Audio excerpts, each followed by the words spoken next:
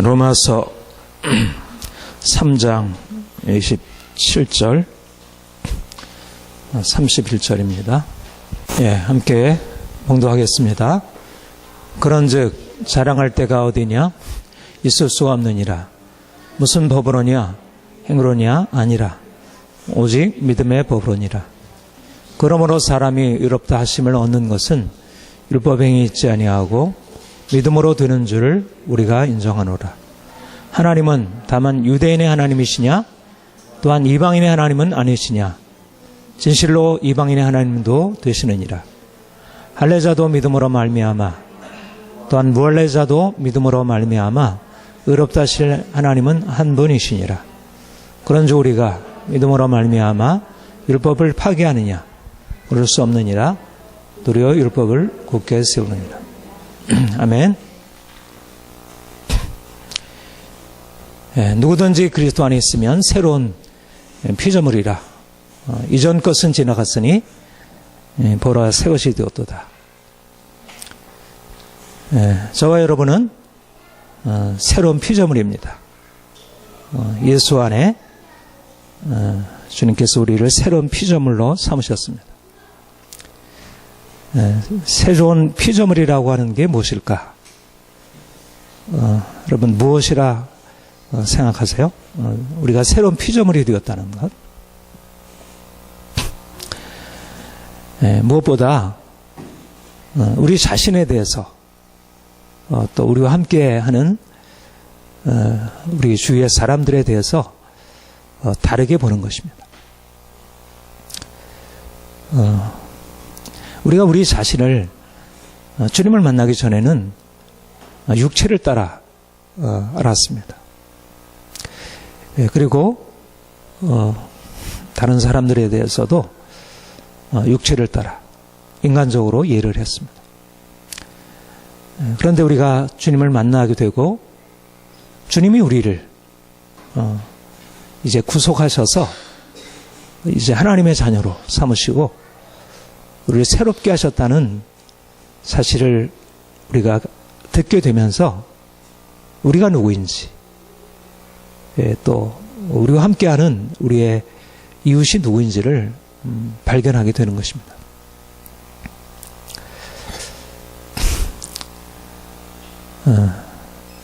인생이 얼마나 아름다운 것인지, 얼마나 복된 것인지, 우리가 예수님을 만난 이후에 우리가 더 이상 그런 고통, 절망, 어두움 가운데 있지 아니하고 하나님의 사랑 안에 있습니다. 우리 자신을 바라볼 때 여전히 삶에 많은 문제가 있고 또 고통이 있고 여전히 실패가 있지만 그럼에도 불구하고 하나님이 나를 사랑하시고 나를 붙드시고 있다는 것. 하나님이 놀라운 계획을 가지시고 이끌어 가신다는 것입니다.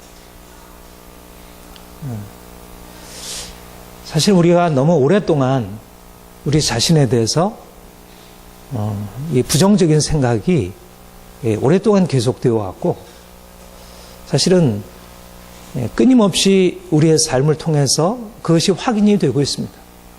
우리 얼마나 문제가 많은 사람들인지 또 그런 문제들을 이렇게 극복하려고 하지만 그것이 얼마나 쉽지 않은지 그렇게 무능한지를 우리는 늘 그런 것을 또 확인하고 인정할 수밖에 없게 됩니다.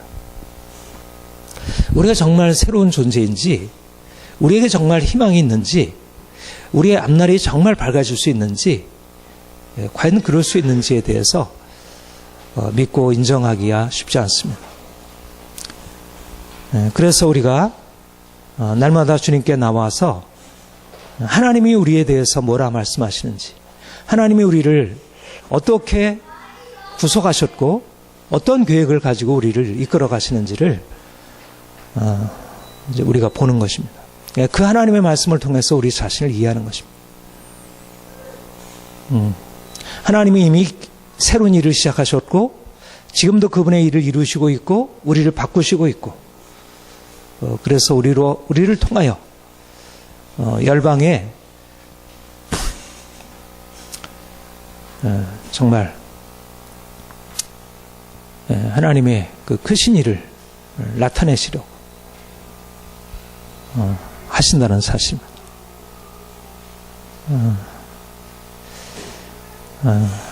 좀 더 우리가 주님을 만남으로 인해서 우리 인생에 대해서 이런 새로운 시각이 열려지기를 소망합니다.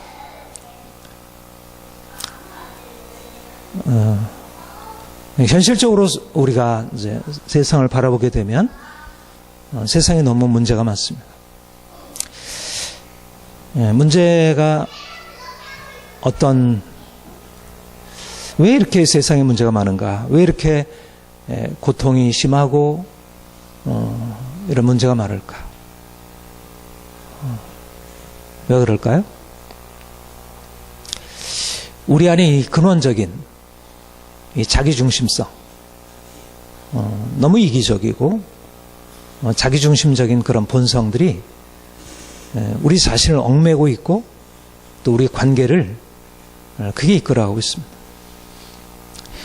정말 세상 속에서 우리가 이제 인간의 정말 진정한 행복은 사람들로부터 사랑받고 사랑하는 것인데 우리는 그렇게 살기에는 너무나 자기중심적이고 그래서 늘 갈등, 부부 간에, 부모 자녀 간에, 이웃 간에 늘 그런 갈등과 분쟁이 그칠 날이 없습니다.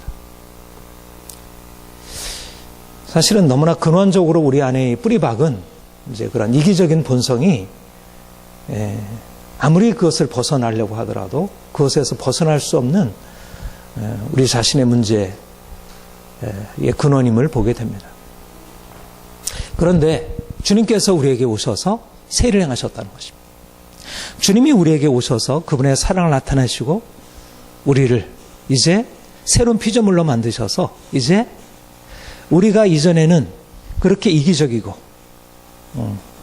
다른 사람을 누리려고 하고 이제 그런 인생을 살아왔는데 주님이 우리 인생 안에 개입하셔서 우리를 이제 다른 사람을 사랑하고 다른 사람을 진정으로 존중하고 진정으로 하나 된 인생을 살아갈 수 있도록 하나님이 우리 인생 안에 세를 행하신 것입니다. 저는 이것이야말로 우리가 하나님께부터 얻은 너무나 귀한 축복이라고 생각하고 그래서 우리가 가는 곳곳마다 사실은 우리 자신은 특별히 가진 것이 없고 문제가 많은 사람들이지만 주님이 우리 안에 일하심으로 우리가 이제 나아가서 서로 갈등하고 서로 분열하고 서로 싸우고 그래서 고통스러운 그런 현실 안에 들어가 사람들을 화평케 하고 사람들을 서로 사랑할 수 있는 그런 관계로 우리를 세상을 바꿔가는 것입니다. 하나님은 아브라함에게 내가 너를 복에 내가 너를 삼아 내가 너로 복을 삼아 열방의 축복의 통로가 되게 하리라 하실 때 하나님께서 아브라함에게 계획하셨던 그것이 바로 그 사실입니다. 우리를 아브라함의 자손 삼으셔서 하나님이 우리를 통해서 하시려고 하는 것이 바로 열방에 말하자면 이기적으로 그렇게 살아가는 이 세상 속에서 어쩔 수 없이 그런 인생의 굴레 속에서 살아가는 사람들 속에서 우리가 거기서 벗어나와서 이제는 그런 자기중심성을 벗어버리고 이제 다른 사람을 사랑하고 존중할 수 있는 그런 존재로 바꾸는 것입니다. 가능한 일이겠습니까? 우리 편에서 그게 가능한 일이겠습니까? 그러니까 우리로서는 불가능한 일이지만 누구든지 그리스도 안에 있으면 새로운 피조물이라 이전 것은 지나갔으니 보라 새 것이 되었도다. 예수님이 우리 안에 임하실 때 이제 우리로 살아가는 것이 아니라 주님이 우리 안에 일하심으로 우리가 새로운 인생을 내가 이제까지 갖고 있었던 나 중심적으로 인생을 바라보니까. 그래서 불만이 생기고 불평이 생기고 두려움이 생기고 관계에 갈등이 생기는데, 이제는 주님이 우리 안에 행하심으로 이제 우리가 이 오랜 질곡, 이 고통의 질곡으로부터 우리를 주님께서 자유케 하시는 것입니다. 바로 오늘 본문의 말씀 속에서 그런 놀라운 비결을 우리가 발견할 수 있다 생각합니다. 본문은 율법의 행위가 아니라 오직 믿음으로 의롭다를 받는다는 이신칭의를 말씀하고 있는 그런 본문입니다. 로마서 3장 28절, 이것은 아주 이제 중요한 사도 바울의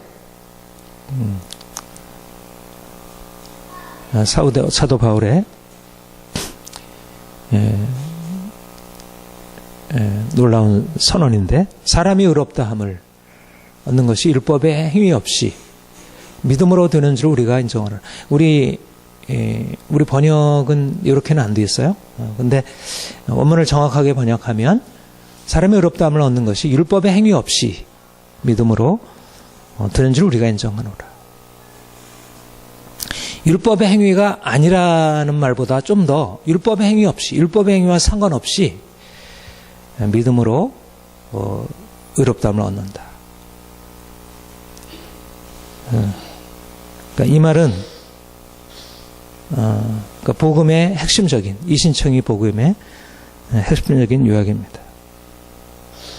하나님의 의는 믿음으로 얻는 것이지 율법의 행위와 상관없다는 것. 근데 여기 율법의 행위라고 할 때 우리가 생각할 것은 뭐냐면, 당시 유대인들이 조상적부터 내려왔던 언약의 규례, 할례를 지키는 것, 할례를 행하는 것, 또 안식일을 지키는 것, 또 음식을 구별해 먹는 것, 그러니까 이런 것들을 말하는 것입니다. 율법의 행위라고 할 때. 그러니까 선행이기보다는 당시에 유대인들이 붙들었던 것, 이제 세 가지 대표적인 것인데, 할례, 안식일, 음식, 거기였습니다. 유대인들은 이것을 통해서 하나님의 자신들을 의롭다 인정해 주시고, 그래서 영생의 축복을 주신다, 그렇게 믿었습니다.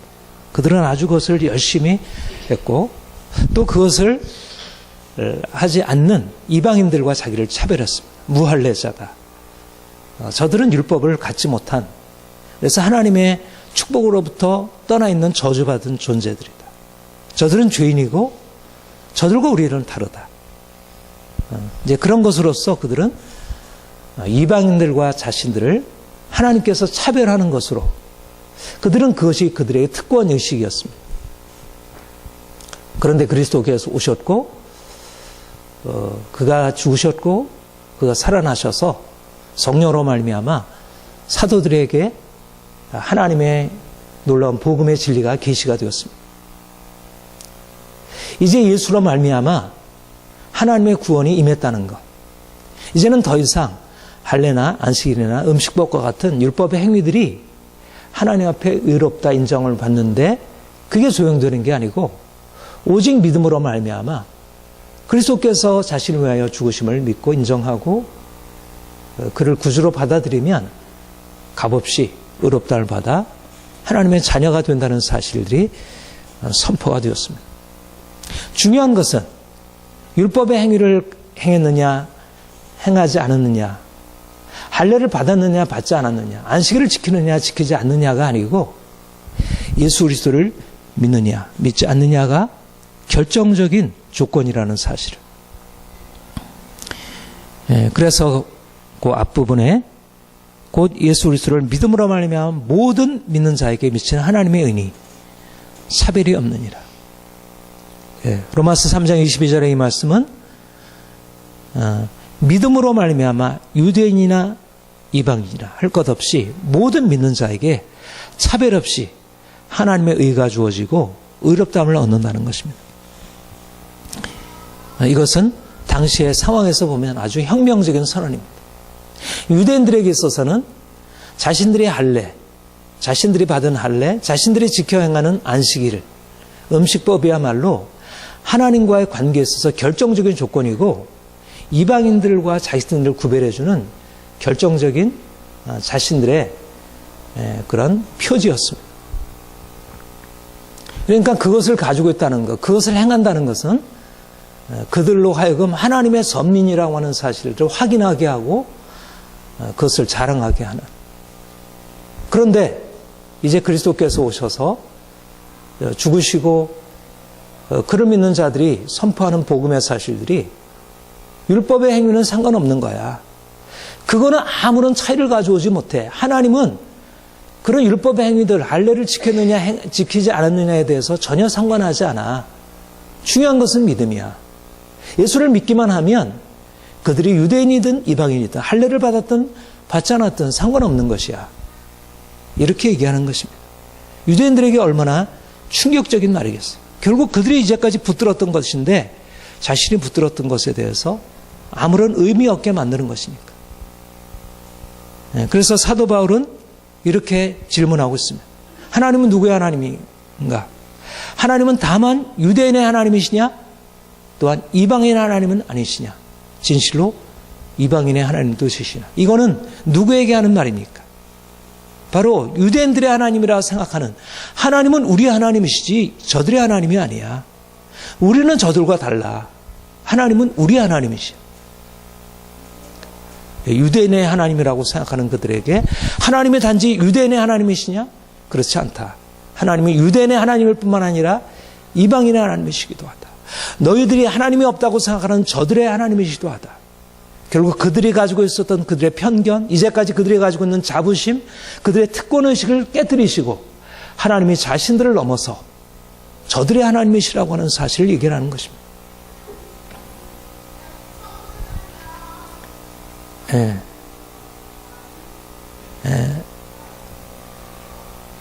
할례자만 하나님께서 의롭다 하시는가?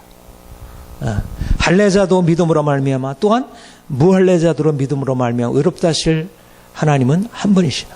하나님은 할례자만 의롭다 하시는가? 아니다. 하나님은 무할례자도 믿음으로 말미암아 의롭다 하시다. 할례자를 믿음으로 말미암아 의롭다 하신 그 하나님이 동일한 믿음으로 무할례자도 의롭다를 만난다. 하나님께서는 할례자나 무할례자나 차별하지 아니하시고 모두 다 믿음으로 의롭다 하신다는 것입니다. 이것이 바로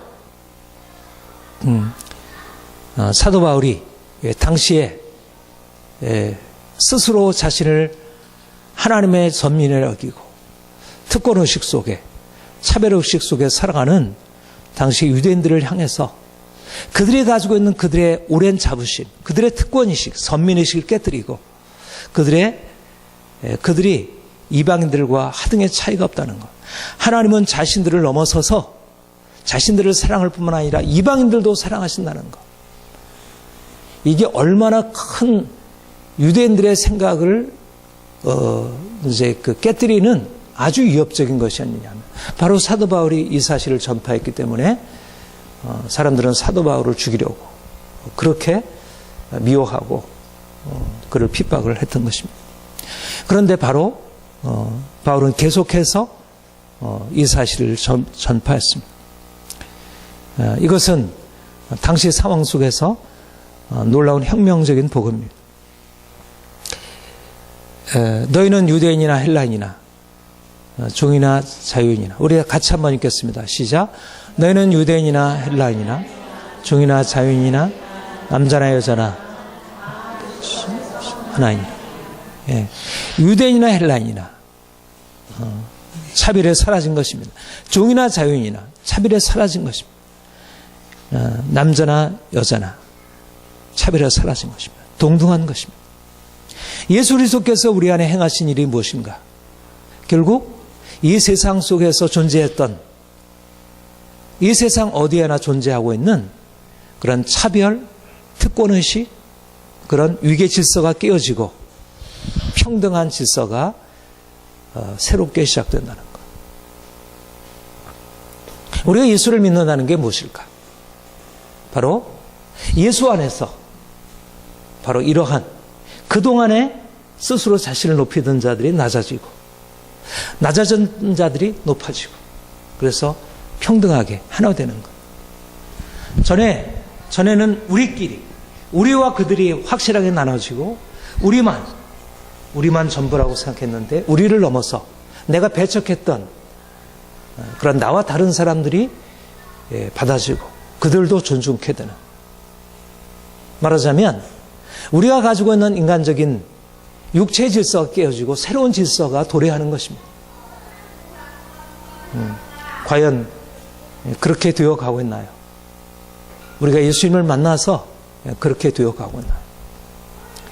저는 우리가 주님을 만나게 될 때 일어나는 놀라운 변화가 이런 유대인이나 이방인이나 남자나 여자나 종이나 자유자나 하나로 만드신,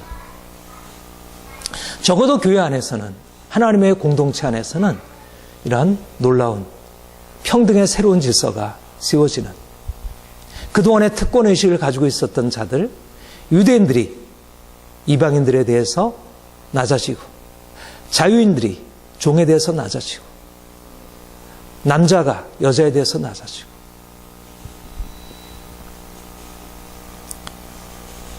거기에는 헬라인이나 유대인이나 할레파나 무할레파나 야만이나 스웨덴이나 종이나 자유인이나 차별이 있을 수 없나니, 차별이 있을 수 없나니 오직 그리스도는 만유이시고 만유 안에 계시니라. 예수 안에 일어나는 놀라운 변화입니다. 우리가 정말 주님이 우리 안에 계실 때 이제까지 나눠져 있던 그런 분열의 질서, 차별의 질서가 사라지고 예수 안에서 모든 차별이 사라지는 것입니다. 여러분, 종과 자유인이 차별이 없을 수 있나요? 당시 상황, 오늘의 상황이 아니에요. 여러분, 오늘날 우리 민주주의에서 자유평등이 가장 기본적인 인권이라 말하잖아요. 어느 역사 속에서 자유평등이 기본적인 인권이라고 말해온 역사가 있나요? 바로 기독교의 이 신앙이 예수 그리스도 안에서는 종이나 자유인이나 차별이 없다는 것, 이것이 바로 오늘날 이 세속 사회의 새로운 질서, 민주적인 질서, 인간다운 질서를 가능케 한 것입니다.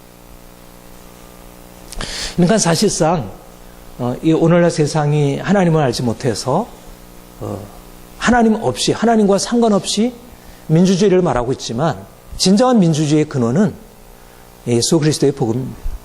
예수님이 이 땅에 오셔서 차별 없이 사람들을 대하셨습니다.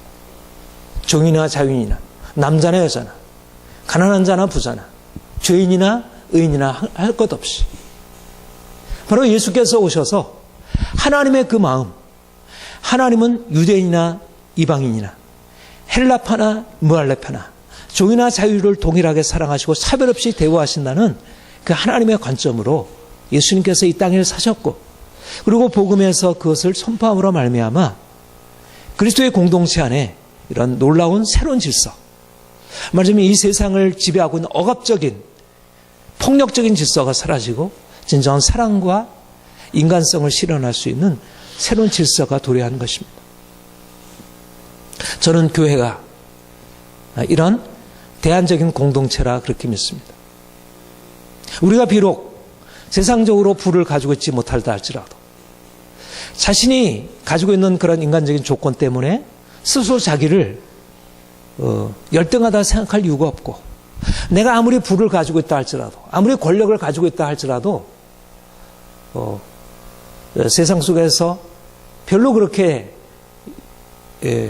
가진 것이 없는 사람이 자기와 함께 할 때 그들을 멸시하거나 그들을 무시할 이유가 없는 것입니다. 바로 하나님이 유대인이나 이방인이나 종이나 자유인이나 남자나 여자 할 것 없이 하나님께서 차별 없이 대하시기 때문에 하나님이 우리 안에 세를 행하셨습니다. 죄인된 우리를 살리셨습니다. 우리의 율법의 행위 없이, 우리가 가지고 있는 외적인 조건 없이 우리를 사랑하셨습니다. 지금도 그 사랑을 가지고 우리에게 다가오십니다. 주님은 우리를 그러한 이제 그리스도 안에 새로운 존재로 바꾸어 놓으셔서 새로운 삶으로 이끌어 가시고 있습니다. 세상에는 외적인 조건이 관계를 좌우합니다.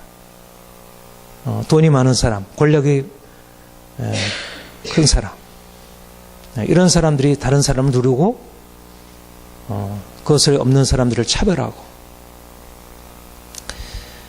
세상 속에서 진정으로 행복을 누리기가 쉽지 않습니다. 그런데 주님이 우리 안에 오셔서 새 일을 행하신 것입니다. 우리 공동체가 이러한 주의 은혜로 뭔가 다른 삶의 방식을 보여주는 그런 공동체가 되기를 소망합니다. 유대인들은 할례나 안식일을 지킨 것을 자랑했습니다. 이것이 왜 자랑이 됩니까? 그것을 통해서 자신들이 하나님 앞에 의롭다함을 얻을 수 있다고 생각했기 때문에. 사도 바울은 말하기를 자랑할 때가 어디 있느냐? 무슨 법으로냐? 행으로냐? 오직 믿음의 법으로니. 율법을 가지고서 율법의 행위로 자신이 행한 행위로서 하나님 앞에 의롭다함을 받는 것이 아니고 오직 믿음으로 말미암아 하나님이 우리를 위해서 행하신 것이기 때문에 자랑할 것이 없다는 것입니다. 기록된 바 자랑하는 자는 주 안에서 자랑하라 함과 같게 하려 함이라. 주님이 행하신 것입니다. 주님이 하나님의 성령으로 봉사하며 그리스도 예수로 자랑하고 육체를 신뢰하지 않는 우리가 못할라 파라. 우리가 전에는 육체를 신뢰하고 자랑하고 우리가 행한 것을 자랑했다면 이제는 주님이 우리의 자랑이 되시고 주님께서 우리에게 행하신 일들이 우리에게 자랑이 됩니다. 우리가 이전의 자랑은 우리를 자랑하는 것이었습니다. 그런데 주님 만나고 나서 우리의 장애는 바뀌게 되었습니다. 사도 바울은 이렇게 고백합니다. 함께 읽겠습니다. 나도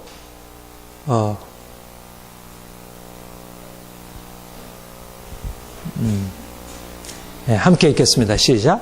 나도 육체를 신뢰만 하며 만일 누구든지 다른 이가 육체를 신뢰할 것이 있는 줄로 생각하면 나는 더욱 그러하리니 율법은 바리새인이요 요즘으로는 교회를 박해하고 율법에로는 이게 바로 사도 바울이 이전에 가지고 있었던 육체의 자랑이었습니다. 율법의 행위를 자랑했던 것입니다. 그런데 주님이 그를 만나셨고 그가 그제까지 자랑하던 모든 것들을 하나님 앞에 내려놓게 되었습니다. 여러분, 여기에 결정적인 우리의 변화가 있습니다. 우리가 어떻게 다른 사람을 차별하지 않을 수 있을까? 왜 우리가 다른 사람을 차별하게 되고 자꾸 왜 다른 사람 앞에 우리가 자꾸 주눅이 드는 것일까? 주님 만나지 못하게 되면 결국은 뭔가 외적인 조건을 가지고 있는 사람 앞에서는 자신이 작아지고 그리고 자신보다 못하게 되면 다른 사람을 누리게 되고 이것이 자연스러운 우리의 성향입니다.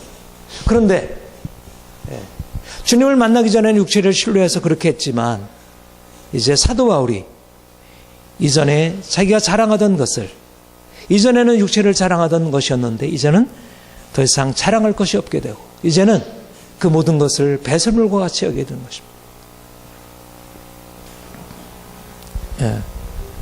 그리고 이제 오히려 거꾸로 이제까지 육체를 자랑할 것이 없는 사람들은 어떻게 되는가? 우리 고린도 교회를 살펴보면 너의 부르심을 보라. 육체를 따라 지혜로운 자가 많지 아니하고 능한 자가 많지 아니하며 문벌 좋은 자가 많지 아니하도다. 고린도 교회는 자랑할 것이 없는 사람들이었습니다. 그런데 그들이 어떻게 되었습니까? 주님 만난 뒤로 너의 부르심을 너희는 하나님께로부터 나서 우리 함께 읽겠습니다. 너희는 하나님께로부터 나서 그리스도 예수 안에 있고 예수는 하나님께로부터 나와서 우리에게 지혜와 의로움과 거룩함과 구원함이 되었습니다. 고린도 교회는 육체를 따라서 자랑할 것이 없는 자들이었지만 그들이 주님 만난 뒤로 그들의 인생이 바뀐 것입니다. 그래서 그들은 부끄러운 자가 아니고 이제는 주님 안에서 자랑할 것이 있는 자가 되었습니다. 예. 아무 육체로도 하나님 앞에서 자랑하지 못하게 합니다. 예. 말하자면 우리가 주님 만난 뒤에 발견하게 되는 것은 하나님 앞에서 우리가 자랑할 것이 없고 또 하나님 앞에서 우리가 부끄러워하던 것에 대해서 더 이상 부끄러워할 것이 없는 것입니다. 예. 우리 공동체를 이루는 데서 가장 큰 장애물은 자기 자신이 대단하다고 생각하는 것입니다. 그리고 육체를 따라 다른 사람을 높이는 것입니다. 그런데 주님을 만나고 난 이후에 우리가 이제까지 자랑하던 것이 아무것도 아님을 보게 됩니다. 더 이상 다른 사람을 무시하거나 다른 사람을 그렇게 경멸할 이유가 없습니다. 자랑 때문에 차별이 낮아졌다면 이제는 자랑이 사라지게 되니까 다른 사람을 받아들이게 됩니다. 이런 면에서 근본적으로 무엇보다도 우리가 우리의 자랑 내려놓기 위하여 그리고 정말 우리 공동체 안에 존재하고 있는 그런 갈등과 분열이 사라지기 위해서 필요한 것이 무엇일까? 내가 아무것도 아님을 발견하는 것입니다. 그런데 분명히 내가 아무것도 아닌 게 아닌 것이에요. 그러니까 자꾸 다른 사람이 판단이 되고 다른 사람이 못한 것이 보여지게 되고 그런 사람에 대해서 서로 싸우게 되는 것이죠. 근데 주님 만나게 되면 내가 얼마나 큰 죄인인지, 내가 얼마나 형편없는 자인지, 아무것도 내가 자랑할 것이 없는 존재임을 보게 됩니다. 내가 상대방에 대해서 당신 왜 이래? 그렇게 하면 안 되지. 스스로 자기를 대단하다고 생각했는데 내가 스스로 대단할 뭐가 없는 것이에요. 얼마나 형편없는 존재인지. 우리 안에 왜 이렇게 분열과 갈등이 심합니까? 우리의 가정에서 왜 이렇게 분열과 갈등이 심하고 왜 이렇게 마음 안에 진정한 자유가 없습니까? 상대방이 잘못해서? 상대방이 나를 인정 안 해줘서? 물론 그러한 것이 우리에게 상처를 주고 고통이 됩니다. 그러나 무엇보다도 근본적인 우리 안에 끈질긴 자기주장, 자기의, 자기가 대단하다고 하는 생각이 결국 다른 사람과 자기는 다르다고 하는 의식을 낳게 하고 그래서 무엇인가 자기가 인정받아야 한다는 생각을 갖게 합니다. 우리의 육체가 깨어지기 전까지는, 우리 자신이 깨어지기 전까지는 우리가 자신이 대단한 존재가 아니라는 사실을 우리가 발견하기 전까지는 우리가 진정으로 다른 사람을 인정하고 존중하기가 쉽지 않습니다. 사도 바울처럼 우리가 주님 앞에 설 때 우리가 얼마나 형편없는 존재인지 발견하게 될 때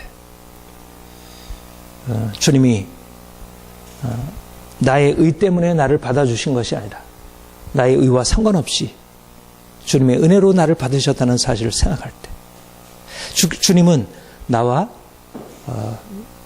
다른 저들을 차별하지 않는다는 사실을 생각할 때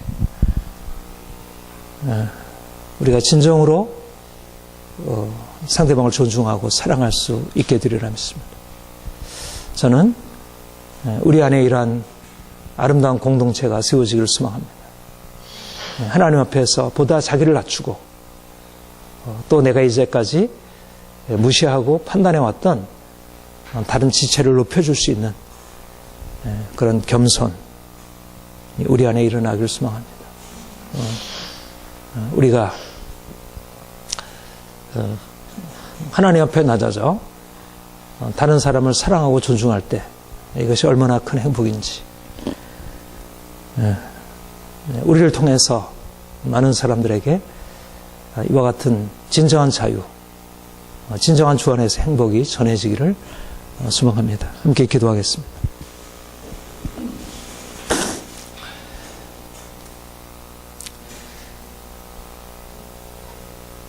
율법의 행위 없이 오직 믿음으로 의롭다 하신 우리 하나님을 알게 되었습니다. 우리가 자랑하던 것, 하나님 앞에서 아무것도 아님을 보게 됩니다. 하나님께서 우리에게 허락하신 것은 우리가 행한 어떤 것보다 더 놀랍고 귀한 것임을 발견하게 됩니다. 더 철저하게 주 앞에 낮아지게 하옵소서. 율법의 행위를 자랑하던 우리가 이제는 오직 주님만 자랑하게 하옵소서. 예수님께서 우리를 위하여 십자가 지셨고 우리의 생명 되셨기 때문에 우리가 살 수 있는 것입니다. 우리가 가지고 있는 것, 우리가 행한 모든 것은 아무것도 아님을 고백합니다.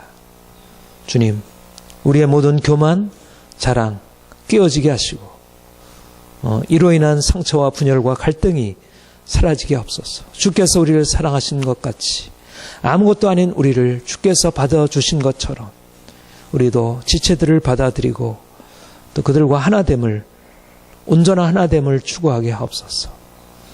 주님이 주님의 교회 안에 세를 행하시고 주의 몸의 공동체를 통해서 이 땅에 주의 아름다운 사랑을 전파하게 하옵소서. 감사드립니다. 예수님의 이름으로 기도합니다. 아멘.